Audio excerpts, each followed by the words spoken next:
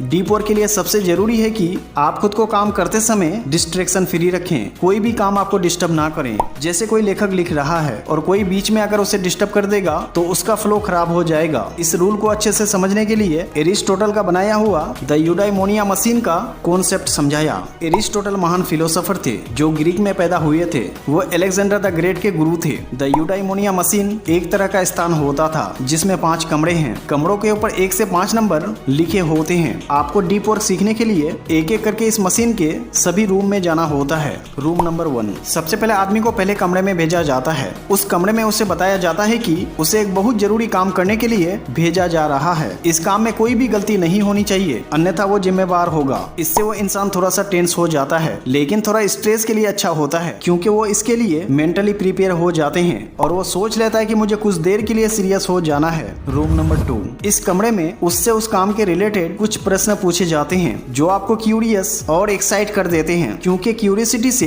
बड़े बड़े आविष्कार हो पाते हैं। रूम नंबर 3, तीसरे रूम में अब उसे काम दे दिया जाता है। वहाँ वो सारी चीजें होती है जो उस प्रोजेक्ट को पूरा करने के लिए जरूरी होता है ताकि उसे उस काम को छोड़कर इधर उधर जाना ना पड़े। रूम नंबर 4, इस रूम में उससे कहा जाता है कि आप उस प्रोजेक्ट को कंप्लीट करने के लिए स्ट्रेटेजी बनाइए। इसमें पेपर्स में सारे स्टेप्स लिखने के लिए कहा जाता है। रूम नंबर 5, अब उसे आखिरी कमरे में भेजा जाता है। ये कमरा साउंड प्रूफ होता है। यहाँ आप अकेले होते हो, कोई भी चीज आ जा नहीं सकता। जहाँ उसने जो स्टेप्स लिखे थे उन पर काम करना होता है। उस व्यक्ति को लगातार 90 मिनट तक काम करने के लिए कहा जाता है और फिर 90 मिनट की ब्रेक दी जाती है। ऐसा तब तक किया जाता है जब तक वो काम पूरा ना हो। तो दोस्तों, एरिस्टोटल सदियों पहले अपने नीसियों को इसी तरह से ट्रेनिंग देते थे। इससे वो योद्धा कला से लेकर हर सब्जेक्ट में वो बहुत निपुण हो जाते थे। सबको पता होगा कि अलेक्जेंडर ने कम उम्र में ही आधी दुनिया जीत ली थी। आपको ये कॉन्सेप्ट सिस्टम लगता होगा, लेकिन कभी किसी सैनिक को अकेले में काम करना पड़ जाए तो बिना ट्रेनिंग के वो स्ट्रेस में आ जाएगा। लेकिन इस तरह की ट्रेनिंग ली होती है तो